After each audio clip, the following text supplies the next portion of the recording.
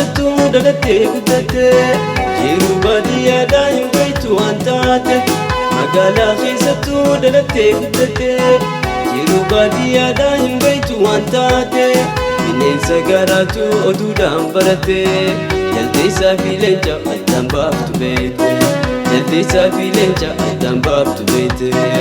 Sootee makiinaan imaltoota fuute deemnaa himee fi biqiluu qabamte. Shirshir jannee galla qophiyaas baratte. Shirshir jannee galla qophiyaas baratte.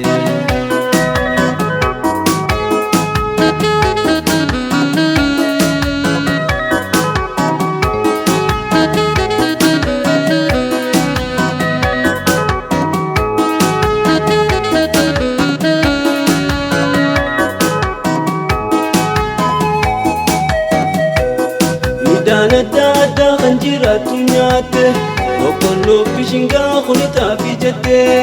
Midhaan adda addaa kan jiraattu nyaatte boqqolloo fi shingaa kunitaaf jette. Garbuu fi qamadii tuni eessi jette. Baalaan addaan baaftu firii qofa garte. Baalaan addaan baaftu firii qofa garte. Sosootee makiinaan imaltoota fuute deemnaa himee fi biqiluu qabamte. Shirshir jannee galla qophiyaas baratte. Shirshir jannee galla qophiyaas baratte.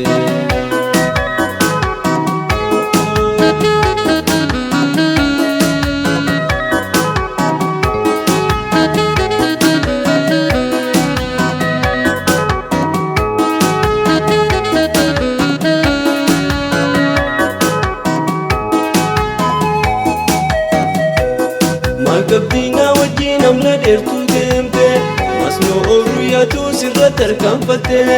Malkabdiinaa wajjin amna dheertuu deemte masnoo ooluyyaatu sirra tarkaanfatte. Kuusaa fi shankoora jala suuraa kaate akkasiin beekta baadiyyaan taate.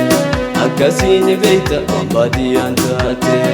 Sootee makiinaan imaltoota fuute deemnaa himee fi biqiluu qabamte.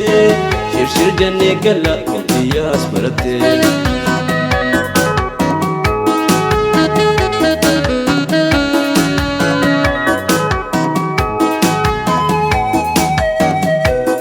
Magaalaa keessattuu dhalattee guddatte jiruu baadiyyaadhaa hin beektu waan taate.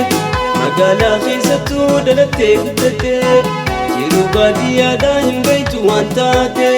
Bineensa garaatu oduudhaan baratte jaldeessaa fi leenca addaan baaftu beekte. Jaldeessaa fi leenca addaan baaftu beekte.